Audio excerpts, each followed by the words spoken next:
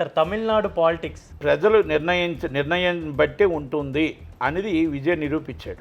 ఆ విజయ్ గెలిచిన తీరు అంతేకాకుండా ఆయనకు వచ్చిన సీట్స్ ఇదంతా చూస్తే నాకు తెలిసి ప్రభుత్వాన్ని కూడా ఫామ్ చేయబోతున్నారు. మీరు ఎదుటి వాళ్ళని విమర్శించొద్దు, మీరు నా అభిమానులైతే ఎదుటి వాళ్ళ మీద దాడి చేయొద్దు, మీరు అభిమానులైతే నన్ను సీఎం అనొద్దు.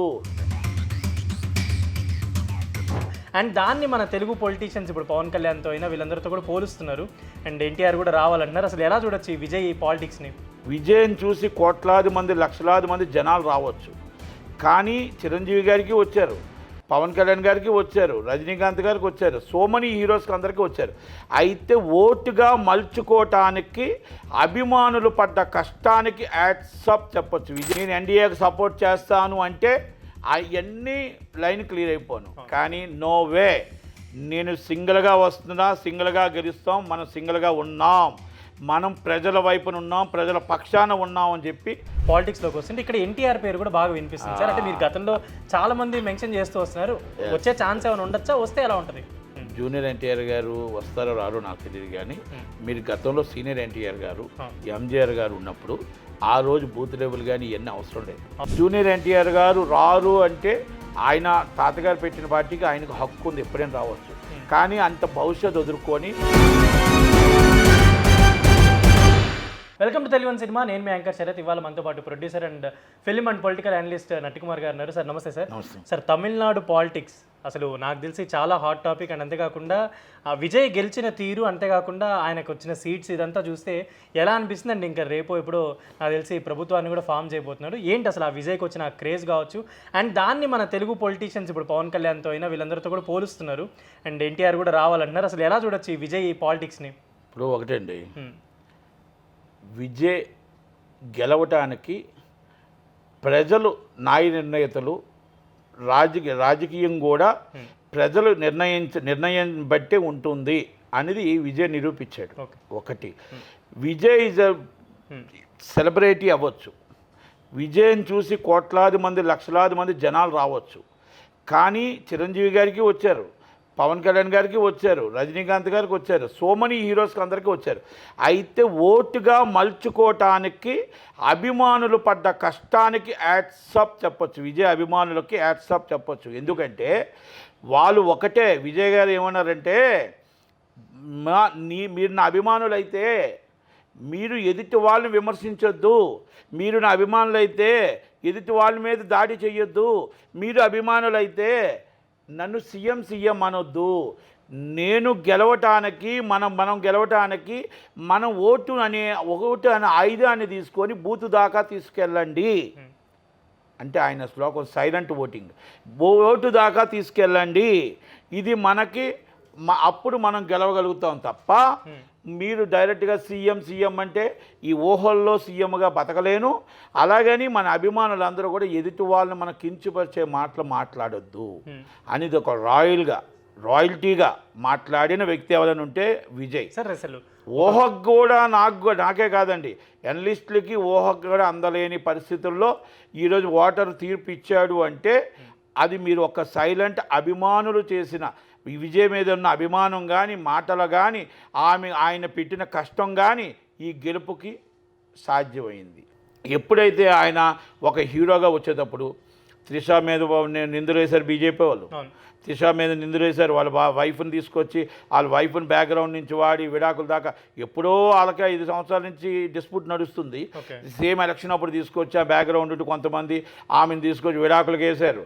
ఆ తర్వాత 2 లేడీస్ మీద అభియోగాలు ఉన్నా, అలాగే మొత్తం టోటల్గా ఏదైతే ఒక 30 మంది ఆయనకి ఏ సంబంధం లేకుండా ఆయన చూడటానికి వచ్చి 30 మంది తొక్కుసలాట్లో చనిపోతే ఆయన చూడటానికి పరామర్శడానికి వెళ్ళనివ్వలేదు, ఆయన బయటకు రానివ్వలేదు, మీటింగులు పెట్టనివ్వలేదు, ఎలక్షన్లో ఆయన రాకుండా ఎన్ని అడ్డంకులు పెట్టాలి అన్ని అడ్డంకులు పెడుతూ సినిమా ఆపేశారు, సినిమాని సంసర్వాలు ఆపి. ఇదంతా సెంట్రల్ గవర్నమెంట్ చేస్తుంది అనేది జగమెరిగిన సత్యం, ఎన్డీఏ గవర్నమెంట్ చేస్తుందని జగమెరిగిన సత్యం. ఓకేనా? అది ఇన్ని బాధలు పడ్డా సిబిఐ వచ్చి రేపు నామినేషన్ అనగా పిలిచి 8 గంటలు కూర్చోబెట్టినా బాధపడలేదు, అధైర్యపడలేదు.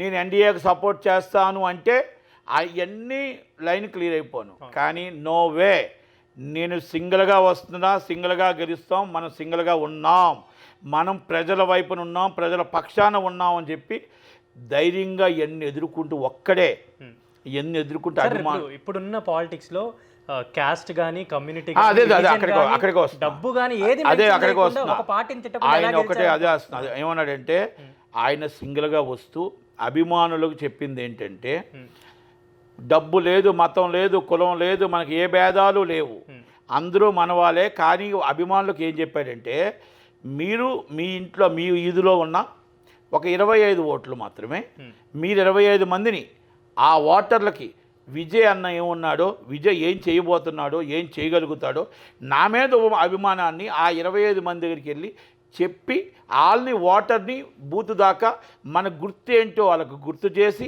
మన గుర్తు ఏంటో చెప్పి ఓటర్ని బూత్ దాకా తీసుకొచ్చి ఓటు వేయించండి. ఇది మీకు ఒక్కటే తప్ప సోషల్ మీడియాలో ఎవరిని మీరు అసభ్యకరంగా మాట్లాడొద్దు అని ఒక శ్లోకం అనేది ఎక్స్ట్రాడినరీ యాట్సాప్ అభిమానులండి. అంటే ఆయన చెప్పింది నేను ఒక్కనే ఉన్నా, ప్రచారం నేను చేస్తా.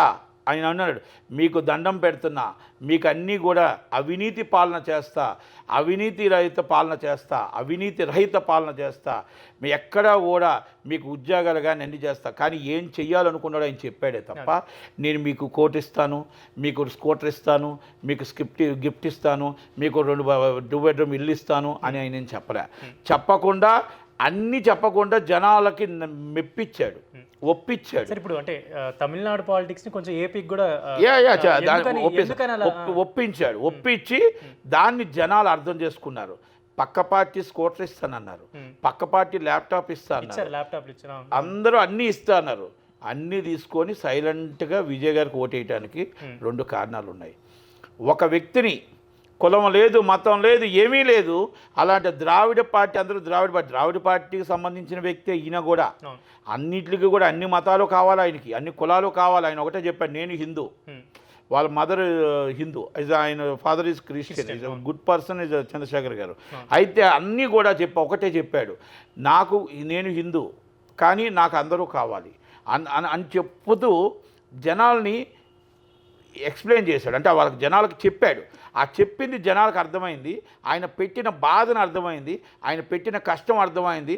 ఆ మీటింగ్ తర్వాత మీటింగ్లో పెట్టకపోవడం అర్థమైంది. ఆయన్ని రానివ్వకూడదు, మొత్తం టోటల్గా ఎలక్షన్లోకే రానివ్వకూడదు అనుకొని ఆయన నామినేషన్ తిరస్కరించాలనుకున్నది అర్థమైంది. అందుకే జనాలు ఏం చేశారంటే సైలెంట్గా అనలిస్టులకు కూడా అర్థం అవ్వకుండా, ఎగ్జిట్ పోల్స్ కూడా అర్థం అవ్వకుండా డైరెక్ట్గా ఓటు తీసుకొని వెళ్ళేశారు.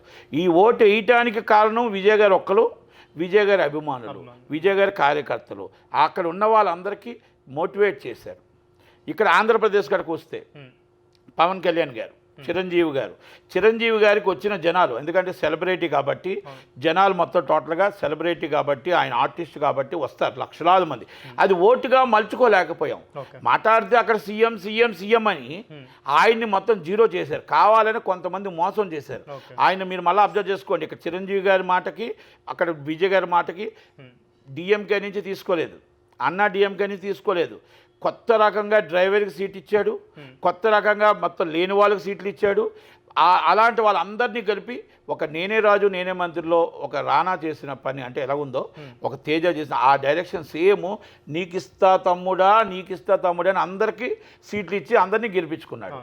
ఇది ఆయన గ్రేట్నెస్. ఇక్కడ ప్రజారాజ్యం పార్టీ ఏమైంది, అందరినీ మొత్తం టోటల్గా ఆ పార్టీ పెడితే ఆ పార్టీకి అందరూ వచ్చేసారు పాతలు. ఎవరో ఇంకో పార్టీ వాళ్ళు వచ్చి ఇక్కడ పార్టీ నాశనం చేశారు.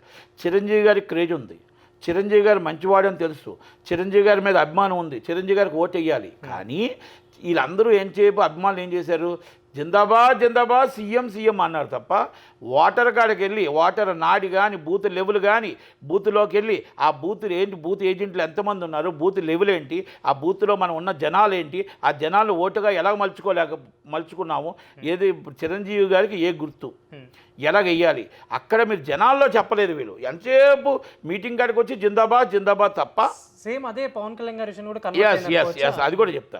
అలాగా ఆయన చిరంజీవి గారు ఒక మంచి వ్యక్తి. 220 సీట్లు అంచనా ఉన్న సీట్లని 220 సీట్లని ఈరోజు 18 సీట్లకు తీసుకొచ్చి పర్సంటేజ్ మనకు ఎంత పర్సంటేజ్ వచ్చింది, ఆయన ఎంత ఇబ్బంది పెట్టారనేది ఆయన దగ్గర ఉన్నదే చేశారు. ఆయన దగ్గరున్నలో చేశారు. ఆయన లేకపోతే సీఎం అయ్యేవాడు. ఈజ్ సీఎం చిరంజీవి గారు, కానీ ఈజ్ ద ప్లానింగ్. కాకపోతే ఏంటంటే మనం అందరూ ఒక్కలో చేసుకోవాలి, పక్కనున్న వాళ్ళు కూడా కరెక్ట్గా ప్లాన్ చేయాలి.